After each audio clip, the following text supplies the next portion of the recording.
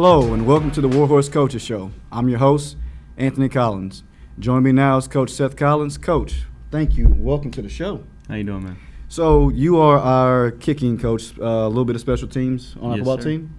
Coach, tell us a little bit about your background. How did you become the kicking coach for the Warhorses? Just an interest in football in general. I've never played it, so that was certainly interesting. Grew up playing soccer, so it kind of translates being able to kick a ball, football, soccer. So you never actually played organized football. You played soccer. No. My dad told me from a young age, it's one sport, stick to it. When you quit that one, you can start a new one. I just never quit. So tell the viewers at home, what are the similarities between kicking a soccer ball and kicking a football? When it comes down to it, kicking a soccer ball, you can kick it 5-6 different ways. But when you're trying to strike a ball properly, you just got to put your toes down and put your laces through it. So the only difference is the shape. As long as you're hitting the middle of the ball, you're hitting the middle. So is it more like technique or power, say you're trying to kick from 60 yards? Obviously, you're trying to kick from 60 yards. You're going to have to put some power into it. Okay. But technique is what gets the power into it. So as long as you know how to engage both your core and your legs along with your follow-through for your full body, you're going to get 40, 50 yards out of somebody who's even 5'5", 100 pounds. Man, that's crazy. So our most recent game, not really much need for kicking. I think we totaled 6 points. So from a 6-point standpoint, how are kickers used in a game, if at all, in a game that's so low scoring? Well, when you're only getting 6 points, it's either they're the ones doing all the points on the board, getting the field goals, or you miss the extra point. So it's tough either way.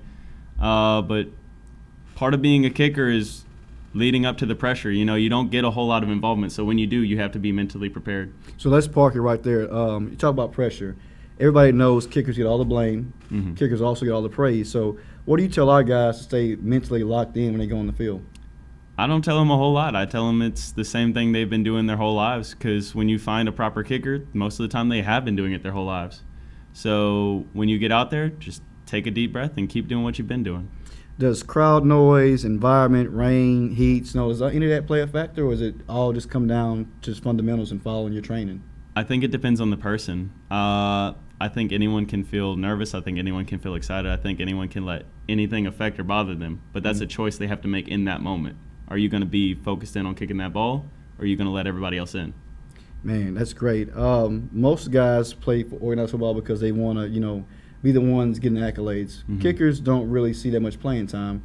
How do you keep our guys locked in when they're spending majority of the time on the sideline?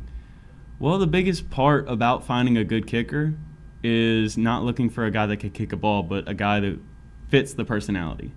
And luckily for us, a guy like Gerard, who's been kicking for us all year, he's very calm, very quiet, reserved, but he's also very respectful. Awesome. And knows how to manage his part to play.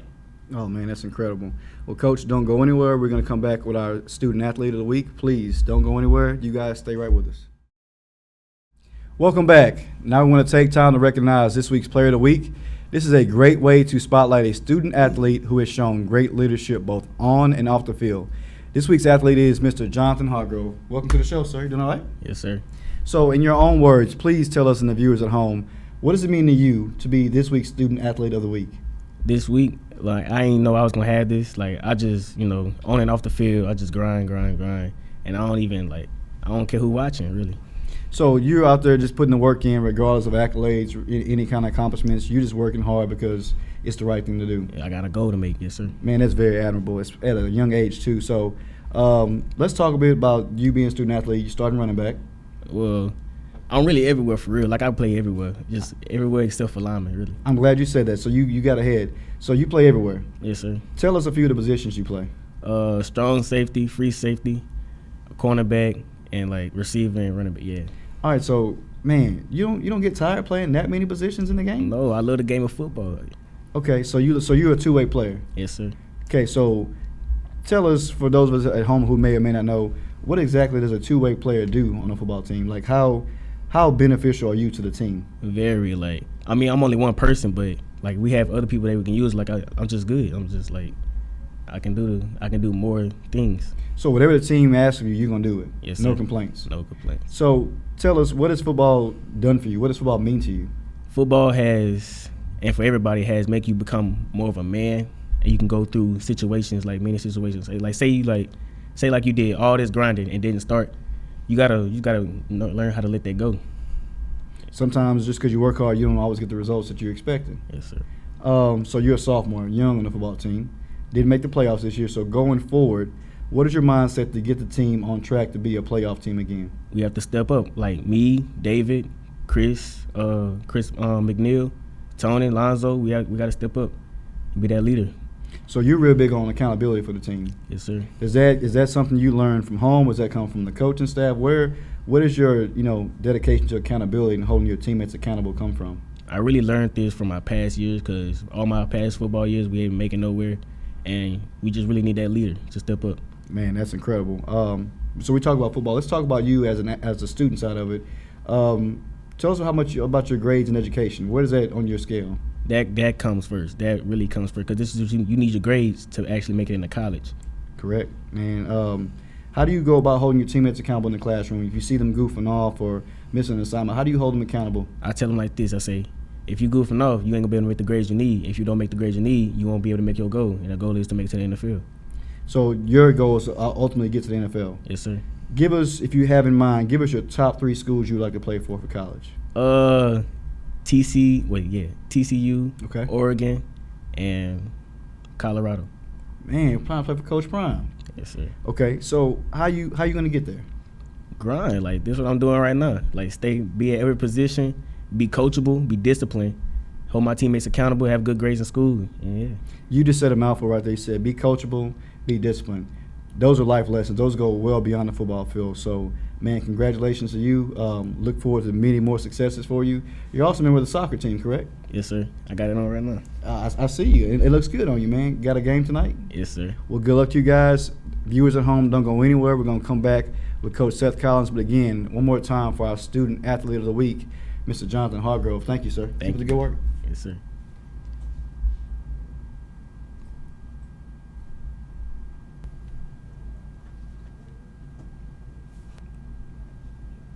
And welcome back. We're joined again with Coach Seth Collins, and again also by Mr. Trey Lyons. Coach Collins not only coached our Warhorse football team, but he's also the head coach of our boys soccer team.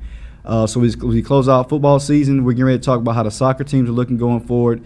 Coach, I would be remiss if I did not say how excited I am to have a soccer team here at Peabody Magnet High School. So please tell us, man, what goes into building the program and changing the culture to where we all become a soccer school?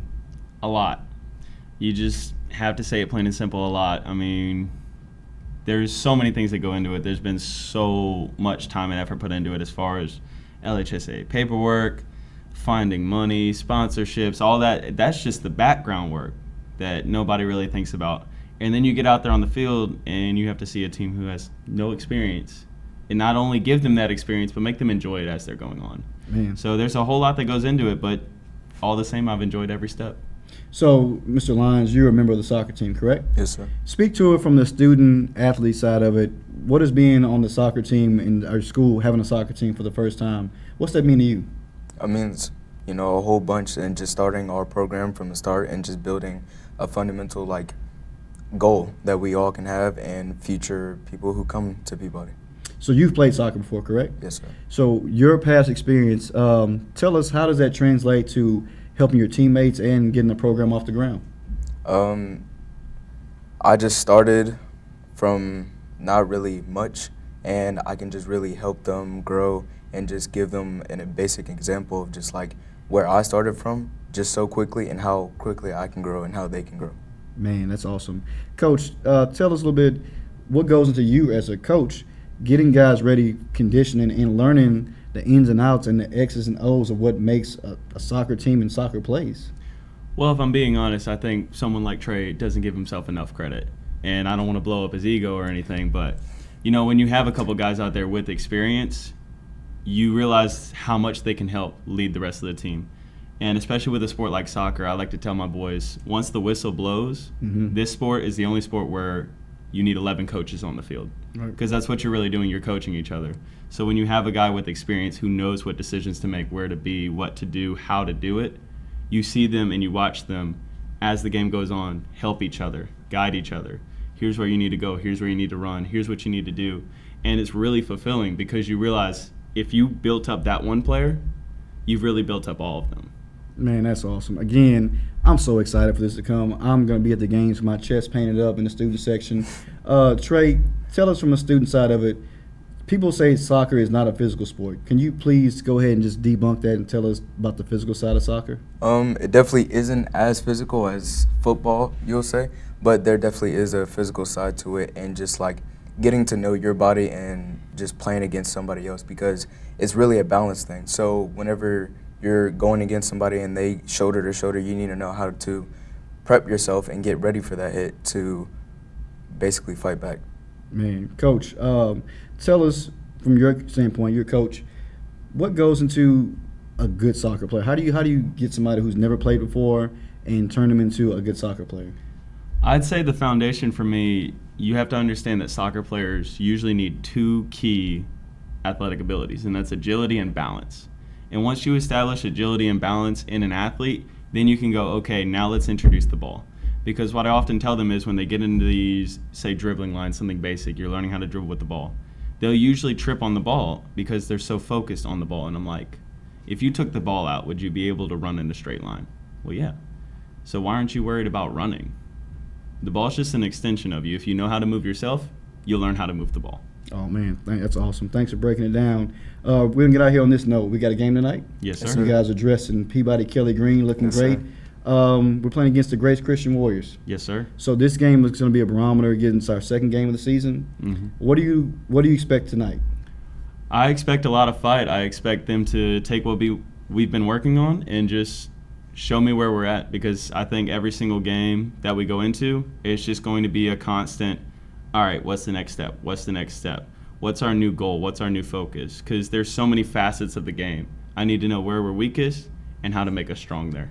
Awesome, man. So we're going to get out of here. Thank you guys for tuning in. Coach, thank you. Trey, thank you. Good luck tonight, guys. You heard them say they need sponsorships, donation, community support. Please reach out to Coach Seth Collins to support the Warhorse soccer team.